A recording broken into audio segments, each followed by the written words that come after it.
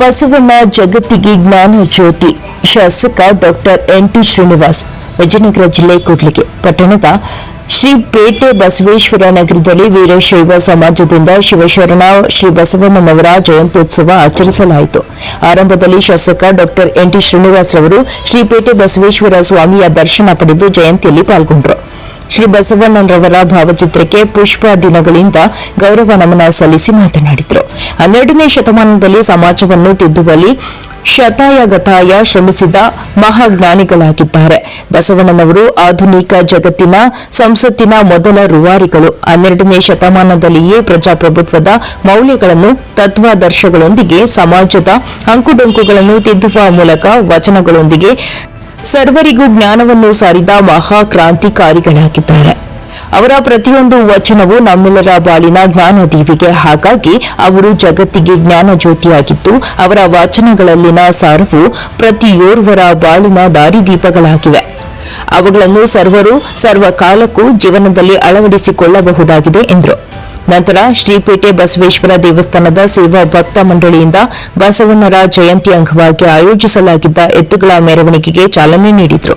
ಕೂಡ್ಲಿಗಿ ಹಿರೇಮಠದ ಚಿದಾನಂದ ಸ್ವಾಮಿ, ಎಎಂ ವೀರಯ್ಯ, ಅಖಿಲ ಭಾರತ ವೀರಶೈವ ಮಹಾಸಭಾದ ಅಧ್ಯಕ್ಷರಾದ ಸುನೀಲಗೌಡ, ಪಟ್ಟಣ ಪಂಚಾಯಿತಿ ಅಧ್ಯಕ್ಷರಾದ ಕಾವಳ್ಳಿ ಶಿವಪ್ಪ ನಾಯಕ, ಸರ್ಕಾರಿ ನೌಕರರ ಸಂಘದ ಅಧ್ಯಕ್ಷ ವೆಂಕಟೇಶ, ಗುಳಿಗಿ ವೀರೇಂದ್ರ, ತರಕಾರಿ ರೇವಣ್ಣ, ಕೋಗಾಳಿ ಮಂಜುನಾಥ್, ಎಂ ಗುರುಸಿದ್ದನಗೌಡ, ಹಿರಿಯರಾದ ವಿಭೂತಿ ವೀರಣ್ಣ, ಬ್ಯಾಳಿ ವಿಜಯಕುಮಾರಗೌಡ, ಸ್ವಾಗಿ ಗುರುಸಿದ್ದಪ್ಪ, ವಡ್ರಳ್ಳಿ ಸೋಮಪ್ಪ, ತುಪ್ಪಳ್ಳಿ ಮುಗಪ್ಪ, ನಂದಿ ಬಸವರಾಜಪ್ಪ, ಟಿಜಿ ಮಲ್ಲಿಕಾರ್ಜುನ, ಸ್ಪಂದನ ಸಂಸ್ಥೆಯ ಜಿ ಗಿರೀಶ, ಅಗಸಗಟ್ಟೆ ತಿಂದಪ್ಪ, ಹಡಪದ ಶಿವಲಿಂಗಪ್ಪ, ಕಾಯಿ ಕೆಡವ ವಿಜಯಕುಮಾರ, ವೀರೇಶ, ಪುಟ್ಟಪ್ಪ, ಶಾಸಕರ ಆಪ್ತ ಸಹಾಯಕ ಮರುಳಸಿದ್ದಪ್ಪ, ಬಣಕಾರ ಕೊಟ್ರೇಶ, ಉಗಿ ಬಸವರಾಜ, ತುಪ್ಪಳ್ಳಿ ಮಹೇಶ, ನಾಗರಾಜ, ಮಂಜುನಾಥ, ಕೊಟ್ರೇಶ, ಸಿದ್ದೇಶ, ಅರ್ಚಕರಾದ ಗೊಂಬಿ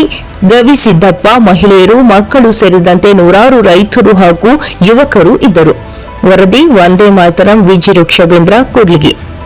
ಎಲ್ಲರಿಗೂ ಬಸವೇಶ್ವರ ಜಯಂತಿಯ ಮತ್ತು ಅಕ್ಷಯ ತೃತೀಯ ದಿನಾಚರಣೆಯ ಅಧಿಕ ಶುಭಾಶಯಗಳನ್ನು ತಿಳಿಸುತ್ತಾ, ಇವತ್ತು ಒಂದು ಕಾಯಕವೇ ಕೈಲಾಸ ಅಂತ ನಂಬಿ ಬಂದಿರೋಂಥ ನನಗೆ ಇವತ್ತು ಆದರ್ಶಪ್ರಾಯವಾಗಿರುವಂಥ ಬಸವೇಶ್ವರ ಜಯಂತಿಯಂದು ಈ ಒಂದು ಶುಭ ಕಾರ್ಯಕ್ರಮಕ್ಕೆ ಬಂದು ಇಲ್ಲಿ ಆಶೀರ್ವಾದ ಪಡೆದಿರ್ತಕ್ಕಂಥ ನಿಜವಾಗ್ಲೂ ಭಾಳ ನಮಗೆ ಖುಷಿ ತರಂಥ ವಿಚಾರ.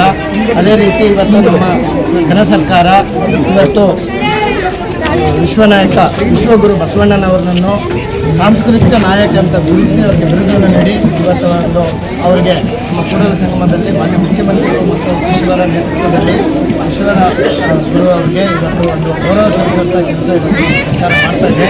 ನಮ್ಮ ತಾಲೂಕಿನ ಸಮಸ್ತ ಜನತೆ ಪರವಾಗಿ ಇವತ್ತು ಮಾನ್ಯ ಮುಖ್ಯಮಂತ್ರಿಗಳು ಮತ್ತು ಸರ್ಕಾರಕ್ಕೆ ಧನ್ಯವಾದಗಳು ತಿಳಿಸುತ್ತಾ, ಮತ್ತು ಸುಮಾರು 5 ವರ್ಷದಿಂದ ಕೋವಿಡ್ ಇರೋದ್ರಿಂದ, ಆಮೇಲೆ ವಿಧಾನಸಭಾ ಮತ್ತು ಲೋಕಸಭಾ ಚುನಾವಣೆಗಳಿರೋದ್ರಿಂದ ನಾವು ವಿಜೃಂಭಣೆಯಿಂದ ಆಚರಿಸೋಕ್ಕೆ ಆಗಿಲ್ಲ.